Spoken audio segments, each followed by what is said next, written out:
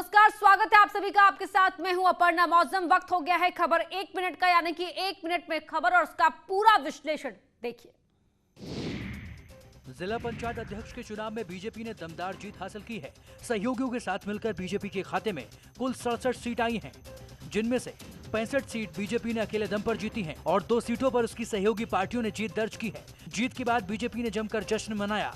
जगह जगह बीजेपी कार्यकर्ता खुशी मनाते रहे, ढोल नगाड़े भी बजे और आतिशबाजी भी हुई। भारतीय जनता पार्टी ने इस बार समाजवादी पार्टी के किले में भी सेंध लगा दी है। कन्नौज और बदायूं में भी इस बार कमल खिला, जबकि कांग्रेस का गढ़ कहे जाने वाले रायबरेली में भी बीजेपी ने दमदार जीत हासिल की। जिला पंचायत में मिली जीत से बीजेपी उत्साहित है और अब 2022 में भी क्लीन स्वीप करने का दावा कर रही है। उन सदस्यों का आभार प्रकट करता हूं जिन्होंने गुंडागर्दी को बढ़ावा देने के लिए, इससे रोकने के लिए एक तरह से ब्रेक लगाने का काम किया और भारतीय जनता पार्टी को अपना समर्थन देने का काम किया। 75 में 67 सीटें उत्तर प्रदेश ने जीता है पंचायत के चुनाव ने, और वास्तव में आदरणीय योगी जी की लोकप्रियता, कार्यकर्ताओं की परिश्रम की पराकाष्ठा और जनप्रतिनिधियों का संपूर्ण सहयोग। जिला पंचायत चुनाव के नतीजों के बाद सीएम योगी ने सभी जीते हुए उम्मीदवारों को बधाई दी।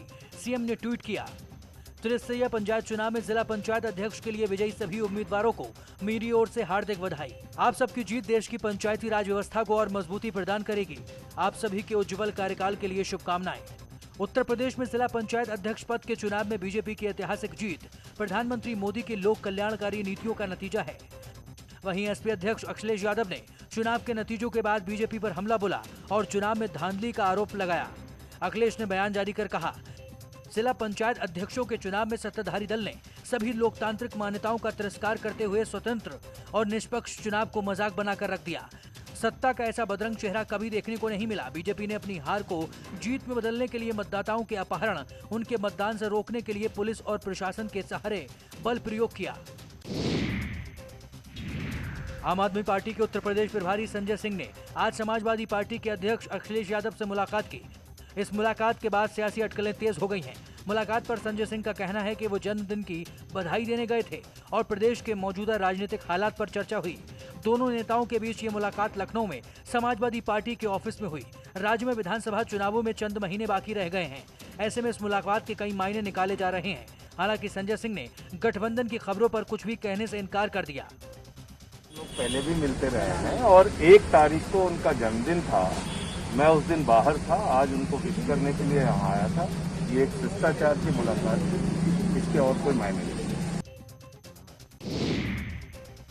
पुष्कर सिंह धामी उत्तराखंड के नए मुख्यमंत्री होंगे।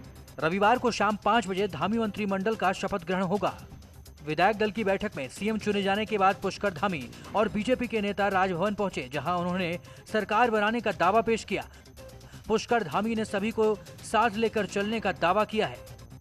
नहीं, किसी को साइड नहीं किया गया है।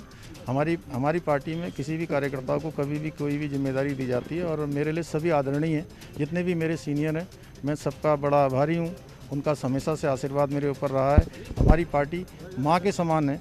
इस पार्टी ने मुझे एक जो माँ का आंचल होता है, उस आंचल की छाँव देने का काम किया है, तो मैं सबको साथ में लेकर काम करूँगा। पुष्कर सिंह धामी ने बेरोजगारी दूर करने के लिए भी सरकार की ओर से कदम उठाने का भरोसा दिया।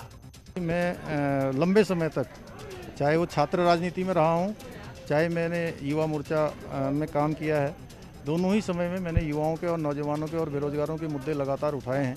मैं उनको भली भांति जानता हूँ। मेरी कोशिश होगी कि हमारे सब नौजवानों को, युवाओं को, बेरोजगारों को, उनको रोजगार से जोड़ूं, कहीं ना कहीं उनके घावों को मरहम लगाने का काम करूँ। उत्तराखंड के नए सीएम के सामने कई चुनौतियां हैं। चुनाव से पहले उन्हें जनता के साथ साथ पार्टी की उम्मीदों पर भी खरा उतरना है। पुष्कर धामी युवा हैं और प्रशासनिक अनुभव भी कम है। ऐसे में अफसरशाही पर कंट्रोल करना और तालमेल बनाना उनके सामने परेशानी खड़ी कर सकता है।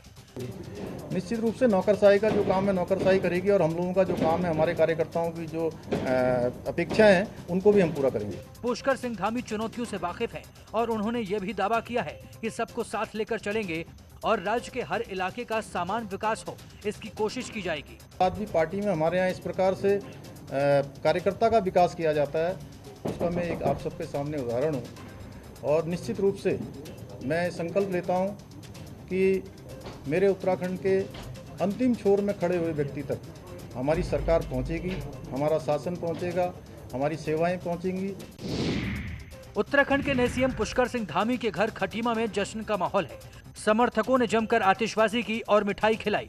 नए सीएम की मां और पत्नी दोनों काफी खुश हैं। दोनों ने भरोसा दिलाया कि पुष्कर धामी को जो जिम्मेदारी सौंपी गई है वो उसे बाखूबी निभाएंगे। वो भी देखना चाहते थे, तो कितना मतलब खुशी भी हो रही है, दुख भी हो रहा है। याद आ रही है तो खुशी हुई है, खुशी के हाथ आ रहे होगा जो कुछ करेगा। वो फिर बहुत तमन्ना थी, कब से बनने वाला था, बना नहीं, आज भगवान ने सुन ली, बन गया। बहुत खुशी होती है।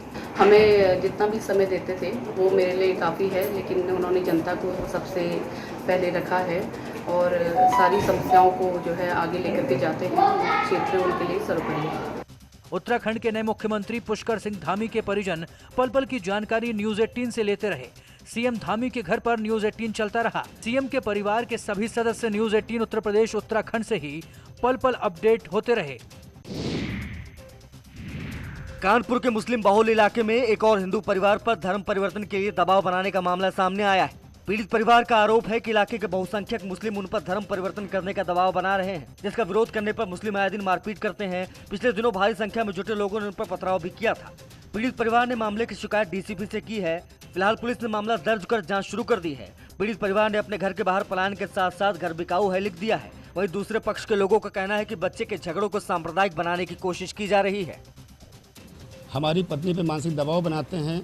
हमारे धर्म के अनुसार यहाँ रहना होगा तो रह पाओगे, अन्यथा ये मकान बेच करके भाग जाओ, ये मकान छोड़ करके भाग जाओ, हम तुमको इतना हैरान परेशान मजबूर कर देंगे कि तुम यहाँ से अपने आप भाग जाओगे। रिक्वेस्ट है हाथ जोड़कर, और मुझे मालूम है कि मीडिया के माध्यम से हमें मदद मिलेगी, क्योंकि प्रशासन भी मेरी मदद कर रहा है। मुझे प्रशासन ने अभी तक कोई प्रताड़ित नहीं किया, मुझे परेशान नहीं किया है।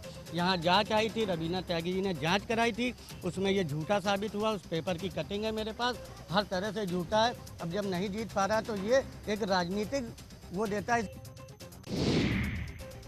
मेरठ में 24 घंटे के अंदर हॉरर किलिंग की 2 बड़ी वारदात सामने आई। पहली खबर मेरठ के खरखौदा थाना इलाके के गांव भदौली की है। यहां अपनी ही लड़की के प्रेम प्रसंग से नाराज एक पिता ने अपनी बेटी और उसके प्रेमी की हत्या कर दी। इस मामले की सूचना मिलते ही पुलिस मौके पर पहुंची और आरोपी को गिरफ्तार कर जेल भेज दिया गया है। पुलिस के मुताबिक आरोपी ने पहले प्रेमी आरिफ को गोली मारी और उसके बाद अपनी बेटी की भी गोली मारकर हत्या कर दी। थाना खरखौदा के बधौली ग्राम में तोहसीन पुत्र बुंदे के द्वारा अपनी बेटी और आरिफ पुत्र अली मोहम्मद की हत्या कर दी गई है। प्रथम दृष्टया मामला प्रेम प्रसंग का निकल कर आ रहा है। परिजनों के द्वारा दी गई तहरीर पर सुसंगत धाराओं में मुकदमा पंजीकृत करवाया जा रहा है। वहीं दूसरी हॉरर किलिंग की वारदात थाना सदर बाजार क्षेत्र के भूसा मंडी इलाके में हुई। यहां बहन के प्रेम प्रसंग से नाराज भाई ने प्लानिंग के साथ पहले प्रेमी को फोन कर बुलाया और फिर उसकी सरेआम गोली मारकर हत्या कर दी। वारदात के बाद आरोपी भाई मौके से फरार हो गया। आगरा में कलेक्शन एजेंट से हुई लूट का पुलिस ने खुलासा कर दिया है। पुलिस ने इस मामले में 9 बदमाशों को गिरफ्तार किया है। बता दें कि एजेंट कलेक्शन से थाना शमशाबाद इलाके में तकरीबन 1.5 लाख रुपए की लूट की वारदात सामने आई थी। हालांकि पुलिस ने जब खुलासा किया तो पता चला कि ये लूट नहीं, महज एक चोरी की वारदात थी। दरअसल एजेंट फाइनेंस का कैश कलेक्शन करके लौट रहे थे, तभी रास्ते में एक ढाबे से बैग चोरी हो गया था, लेकिन कलेक्शन एजेंट ने पुलिस को लूट की सूचना दी थी। साजिद उर्फ भोला है, इस पे कुल 17 मुकदमे हैं। थाना एतमादुल्लाह से 11, खंदौली से 5 और शमशाबाद से 2 मुकदमे हैं। जो बरामदगी है, इनके पास से 55,000 रुपये बरामद हुए हैं। एक सैमसंग का टैबलेट बरामद हुआ है जो इनके द्वारा तोड़ दिया गया। इनको ऐसा लगा कि सैमसंग का जो टैबलेट है इससे सर्वेलांस टीम इनको पकड़ सकती है, तो इन लोगों ने उस टैबलेट को तोड़ दिया। साथ के साथ 2 तमंचे, 8 कारतूस और 2 चाकू, इसके अलावा 3 मोटरसाइकिल बरामद हुई हैं। इस मामले में जब पुलिस ने कार्रवाई की तो पता चला कि ढाबे से चोरी करने वाला एक बड़ा गैंग है जो चोरी की वारदातों को अंजाम देता है। पुलिस ने गैंग के 9 लोगों को गिरफ्तार कर लिया है। इनके कब्जे से 55,000 रुपए कैश बरामद किए गए हैं। अमरोहा पुलिस को एक बड़ी कामयाबी उस वक्त मिली जब उन्होंने 25,000 के इनामी बदमाश को मुठभेड़ के दौरान गिरफ्तार किया। बदमाश जिशान के पास से एक तमंचा और 2 कारतूस बरामद किए गए हैं। बता दें कि आरोपी जिशान पर NSA और 307 सहित 25 मुकदमे दर्ज हैं। ये पूरा मामला अमरोहा के सदर कोतवाली इलाके के दिल्ली वाली कॉलोनी का है। नगर पुलिस द्वारा 307 IPC के अभियोग में वांछित चल रहे अभियुक्त जिशान पुत्र कल्लन निवासी मोहल्ला काली पगड़ी जाफरी थाना अमरोहा नगर को पुलिस मुठभेड़ के बाद मोहल्ला दिल्ली कॉलोनी के सामने बागों वाले रास्ते से गिरफ्तार किया गया है। इसके पास से एक अवैध तमंचा, 3 जिंदा कारतूस, 1 मिस कारतूस, 1 खोखा 315 बोर का बरामद हुआ है। इसके खिलाफ करीब 25 अभियोग पंजीकृत हैं। पुलिस को सूचना मिली थी कि अमरोहा का रहने वाला शातिर बदमाश किसी बड़ी घटना को अंजाम देने की फिराक में है। सूचना पर पहुंची पुलिस ने जिशान को घेर लिया, लेकिन आगरा में एक सनकी की करतूत सामने आई है। सनकी युवक ने कुत्ते को गोली मारकर हत्या कर दी। उसके बाद कुत्ते को घसीटकर कार में डाल दिया। पूरा मामला थाना सदर का है, जहां पर गौरव भार्गव नाम के सनकी युवक का सीसीटीवी वीडियो अब सामने आया है। वीडियो में आप देख सकते हैं कि कैसे गौरव भार्गव ने पहले कुत्ते को गोली मारी और कुत्ता भागता हुआ एक कार के नीचे घुस गया। थोड़ी देर बाद गौरव अपनी कार को लेकर पहुंचा और कुत्ते को खींचता हुआ लाया और कार की डिग्गी में डाल दिया और वहां से चला गया।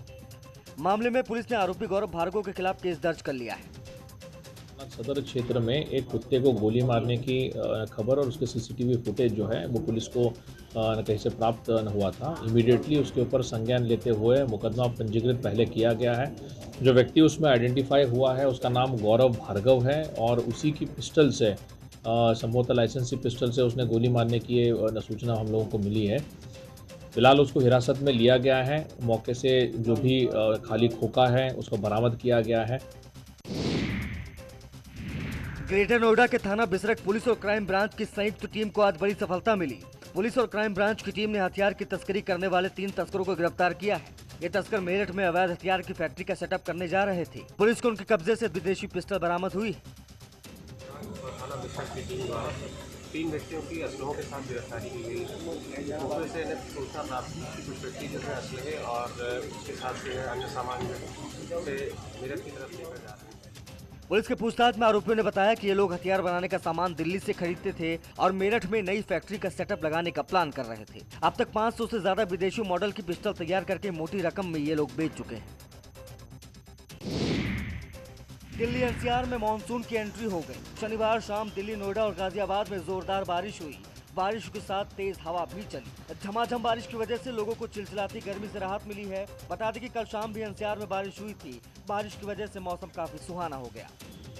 आप देख सकते हैं कि मेरी शर्ट भी पूरी भीग चुकी है ऐसे में, क्योंकि लगातार बारिश पड़ रही है और जो तपती हुई गर्मी थी उस गर्मी से अब लोगों को राहत मिलने वाली है। वजह सिर्फ यही है कि लोग बाग इस मानसून का लगातार इंतजार कर रहे थे। एक लंबे इंतजार के बाद गाजियाबाद में आज मानसून पहुंचा है, तो ऐसे में जो लोग गर्मी से 2-4 हो रहे थे उन्हें बड़ी ही राहत भी मिल रही है। लोग कई दिनों से मानसून का इंतजार कर रहे थे और जब मौसम का मिजाज बदला तो लोगों को भीषण गर्मी से राहत भी मिली।